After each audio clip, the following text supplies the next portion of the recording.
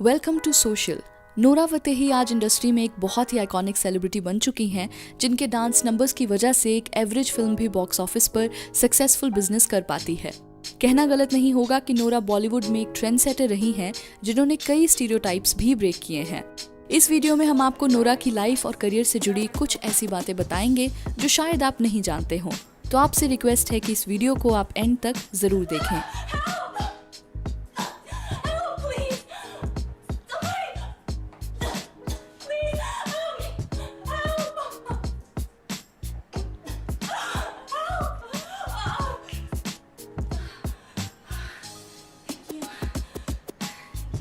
Early life. Nora एक अरब family से belong करती हैं, जिनके फैमिली रूट्स मोरक्को से जुड़े हैं। नोरा के बर्थ से पहले उनकी फैमिली ने कनाडा में माइग्रेट कर लिया और पूरी लाइफ नोरा ने कनाडा में ही बिताई। बचपन से नोरा को बॉलीवुड फिल्म्स देखना बहुत पसंद था और वहीं से उन्होंने रियलाइज किया कि हिंदी फिल्म्स में एक एक्ट्रेस को डांस भी करना आना चाहिए और एक्टिंग भी।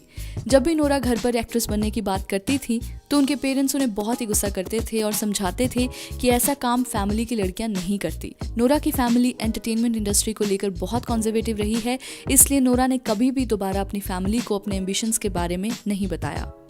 नोरा ने डांस के लिए भी कभी कोई प्रोफेशनल ट्रेनिंग नहीं ली है, बल्कि हमेशा उन्होंने टीवी से देख कर डांस सीखा है। नोरा ने एक इंटरव्यू में बताया कि वो डांस में बिल्कुल भी अच्छी नहीं थी और स्कूल में सब उनके डांस का मजाक उड़ाया करते थे, पर नोरा फिर भी डांस को लेकर बहुत पैशनेट रही और अपने हाई स्कूल के टाइम तक उन्हें बेस्ट परफॉर्मर के अवार्ड्स मिलने लगे, जिसके बाद उन्हें एक रेप्यूटेड आर्ट स्कूल में स्कॉलरशिप भी ऑफर हुई और तब उनकी लाइफ का ये सबसे बड़ा मोमेंट था। नोरा को बस अपनी मदर के सिग्नेचर्स चाहिए थे, पर उन्होंने कभी भी इस बात को माना ही नहीं कि उनकी बेटी एक परफॉर्मर बनेगी। वो यही चाहती थी कि नोरा अपनी ग्रेजुएशन खत्म करके कोई ऑफिस में जॉब करें। Struggle story. स्कूलिंग खत्म करने के बाद नोरा की लाइफ में एक बहुत ही डिफिकल्ट फेस आया, जहां उनके पेरेंट्स का डिवोर्स हुआ और सारी फैमिली रिस्पॉन्सिबिलिटीज नोरा पे आ गई। नोरा ने उस वक्त एक वेट्रेस की जॉब की और उसके बाद भी उनका स्ट्रगल चलता रहा। नोरा दिन में एज अ वेट्रेस काम करती थी और इवनिंग में एज अ टेलीकॉलर। पूरे 1 साल तक नोरा ने कई जॉब्स की और साइड बाय साइड उन्होंने इंडिया की मॉडलिंग एजेंसी में अप्लाई करना शुरू किया, जिसके बाद एक एजेंसी ने उन्हें हायर कर लिया। नोरा 2012 में इंडिया आई और उन्हें उसी साल ही एक एडवर्टाइजमेंट में कास्ट किया गया। If you had a hair wish, what would it be?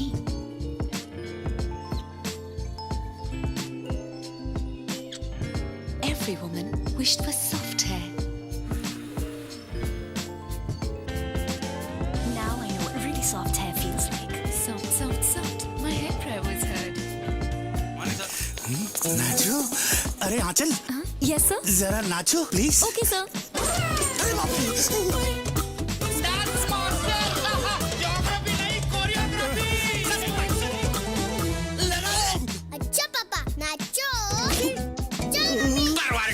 इस एड के बाद उन्हें 1-2 और एड्स में कास्ट किया, पर एजेंसी ने उन्हें इसके लिए कोई भी पैसे नहीं दिए। नोरा ने बताया कि फॉरेनर्स को इस इंडस्ट्री में बहुत एक्सप्लॉइट किया जाता है और सिंस हमें इस प्रोफेशन के बारे में ज़्यादा नहीं पता होता, तो एजेंसी के लोग इस चीज़ का फ़ायदा उठाते हैं। नोरा को 20 लाख की पेमेंट की जानी थी, पर उनकी एजेंसी ने उन्हें वो पैसे कभी दिए ही नहीं और उनका पासपोर्ट भी अपने पास ही रख लिया।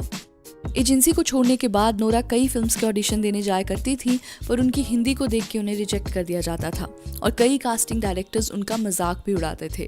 एक कास्टिंग डायरेक्टर ने उन्हें ये भी कहा कि तुम्हें अपनी कंट्री वापस चले जाना चाहिए, तुम जैसे लोग यहाँ बहुत हैं। फिर 1 साल की स्ट्रगल के बाद 2014 में नोरा को एडवेंचर फिल्म रोर में कास्ट किया गया, जहाँ उन्हें एक इम्पॉर्टेंट रोल में देखा गया, पर बॉक्स ऑफिस पर यह फिल्म फ्लॉप रही और नोरा को वो पॉपुलैरिटी नहीं मिल पाई जैसे उन्होंने इमेजिन की थी। इस फिल्म के बाद भी उनका स्ट्रगल चलता रहा और उन्हें फिल्म के हर ऑडिशन से रिजेक्ट किया जाने लगा। नोरा ने बताया कि हर ऑडिशन के लिए वो रात भर उसकी लाइंस याद करती थी और सुबह ऑडिशन में उनकी हिंदी ठीक ना होने की वजह से उन्हें सभी रिजेक्ट कर देते थे। इसके बाद नोरा ने साउथ इंडस्ट्री में भी ट्राई किया, पर वहाँ उन्हें सिर्फ डांस नंबर्स ऑफर किए गए। सब ने उन्हें कहा कि तुम्हें आइटम सॉन्ग्स नहीं करने चाहिए, क्योंकि उसके बाद तुम्हें सब एक आइटम गर्ल की तरह ही देखेंगे। पर नोरा को लगा कि कुछ ना करने से अच्छा है जो उन्हें ऑफर किया जा रहा है वो उसी में एफर्ट लगाएं, क्योंकि लाइफ का कुछ नहीं पता कि एक सॉन्ग या छोटा सा रोल भी आपको फ्यूचर में कहाँ ले जाए। Success story. फिल्म टेम्पर में जब नोरा एक गाने में नजर आई तो उसके बाद से ही उन्हें कई और फिल्म्स में डांस नंबर्स में फीचर किया जाने लगा, जिसमें सबसे बड़ी फिल्म बाहुबली रही। उसके बाद नोरा को बिग बॉस सीजन 9 में as a wild card entry देखा गया और ऑडियंस ने भी उन्हें काफी पसंद किया।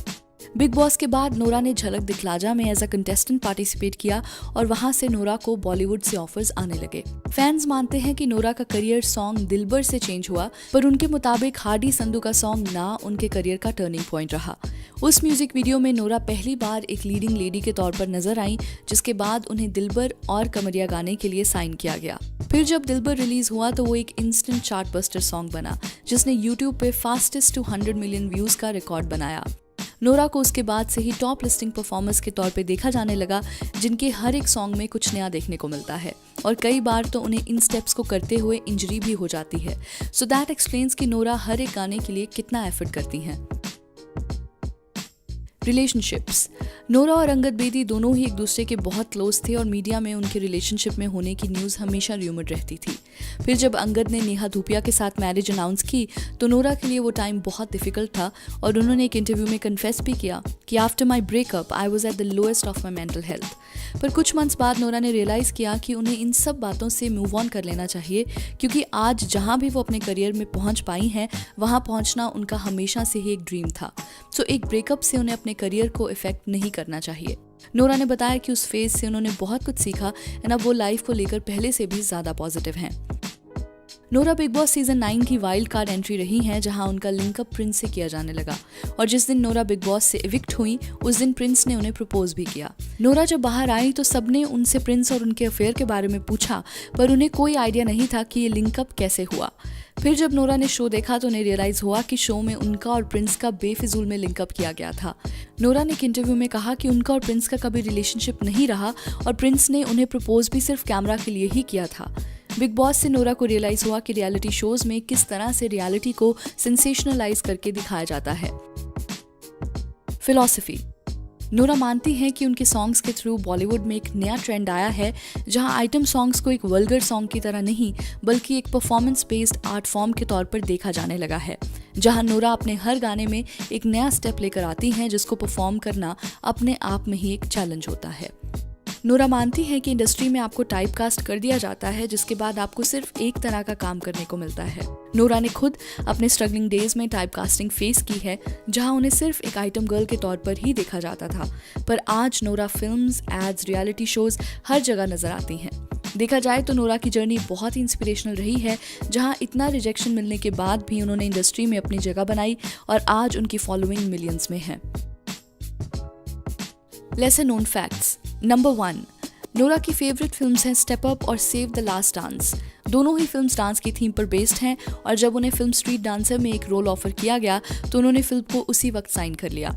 नोरा का कहना है कि स्ट्रीट डांसर उनके करियर की वो फिल्म बनेगी जिसके बाद उन्हें फिल्म्स में एज एन एक्ट्रेस कास्ट किया जाएगा। Number 2, film my birthday song में नोरा को as a lead actress cast किया गया। ये फिल्म एक साइकोलॉजिकल थ्रिलर है जिसमें संजय सूरी नोरा के ऑपोजिट नजर आते हैं।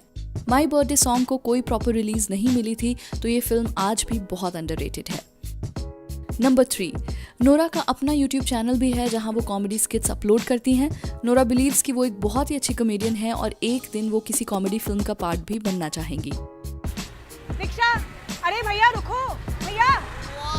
कौन है ये? भैया, बॉम्बे में बहुत गर्मी है, थोड़ा इंग्लैंड ड्रॉप कर दीजिए ना। इंग्लैंड? क्या मजाक कर रहे हो बोनी के टाइम में? भैया, मेरा लाइफ इतना खराब हो गया है, इतना खराब हो गया, क्या बताऊं। भैया, घर छोड़कर इंग्लैंड जा रही, लिफ्ट दे दो। ठीक है, लेके चलता हूँ।